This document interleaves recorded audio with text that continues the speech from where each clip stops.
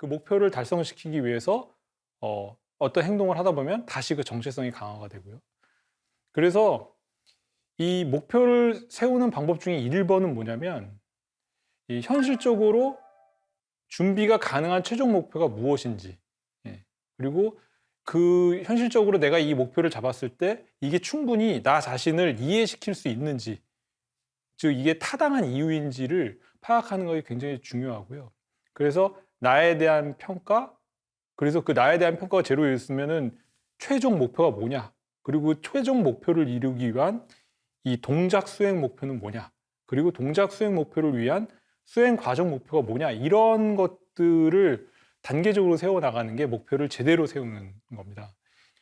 예를 들면 이 목표를 살 때 축구하는 데 있어서 이 나에 대한 평가를 하는 데 있어서 나는 예민해, 이렇게 하나만 평가를 하면 안 되고요.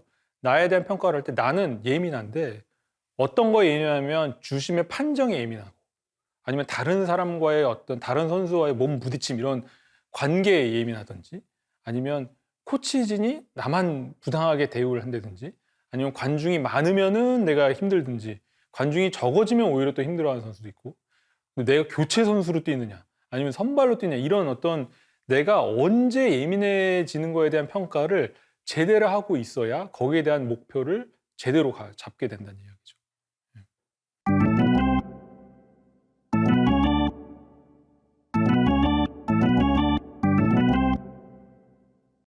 목표를 세우려면 내가 그것을 달성하기 위한 행동을 하게끔 해야 됩니다. 그래서 이 내 행동을 촉진하게끔 해야 되는데, 그러려면 이 목표가 방향성이 있어야 됩니다. 어떤 방향성을 가야 되는지, 이 방향 저 방향 막 흔들리게 되면 안 돼서 어떤 하나의 방향성으로 가는 게 필요하고요.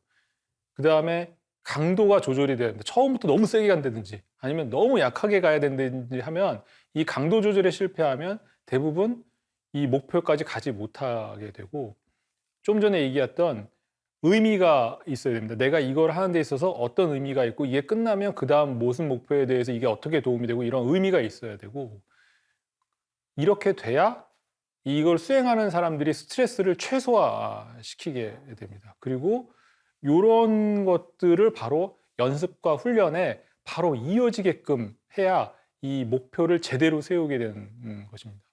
한 팀이 있습니다. 그 팀이 어떤 최종 목표가 올해는 우리 팀이 프로리그에서 4강 안에 꼭 들어야 되겠다라고 하는 게 최종 목표입니다. 그러면 이 팀의 시즌 최종 목표는 4강입니다. 그러면 이 최종 목표를 달성하기 위해서 동작 수행 목표는 승점 60점을 따야 되고, 그래서 60점을 따려면 90골을 넣어야 되고, 실점은 뭐 75점만 해서 골 득실이 플러스 마이너스 15가 돼야 된다.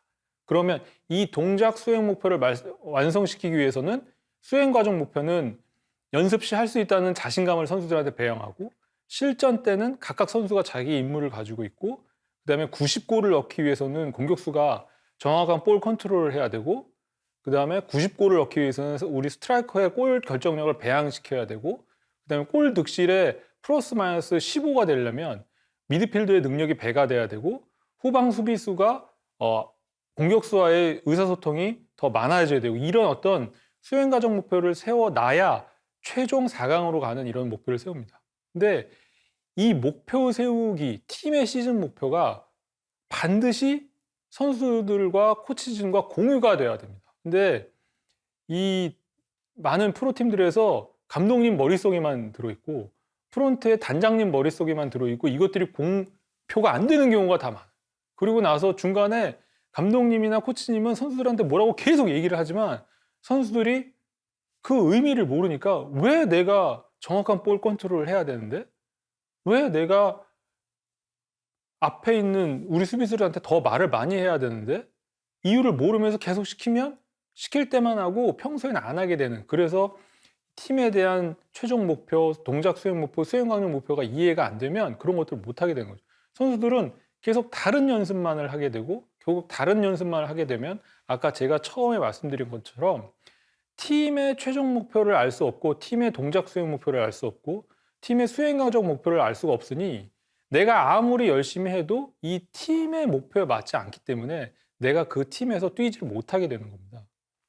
제대로 된 선수, 앞서 얘기한 그 팀의 4강에 되기 위한 그 수행 목표를 아는 선수는 나의 최종 목표는 오늘 주전이 되는 거야. 주전이 되는 거면 플러스 마이너스 승점 15를 하기 위해서는 나는 미드필더에서 도움 15개 이상만 하면 돼. 그럼 도움 15개 이상을 하려면 나는 체력 단련을 최고로 끌어올려야 돼. 그러니까 나는 체력 단련을 최고로 해. 이렇게 해서 체력 단련을 무진장 열심히 하는 선수는 매번 경기에 나갈 수 있습니다. 왜냐하면 팀이 가지고 있는 최종 목표와 이 선수가 가지고 있는 최종 목표가 일치하고 팀이 가지고 있는 동작 수행 목표와 수행 과정 목표가 이 선수가 가지고 있는 동작 수행 목표, 수행 과정 목표가 일치하기 때문에.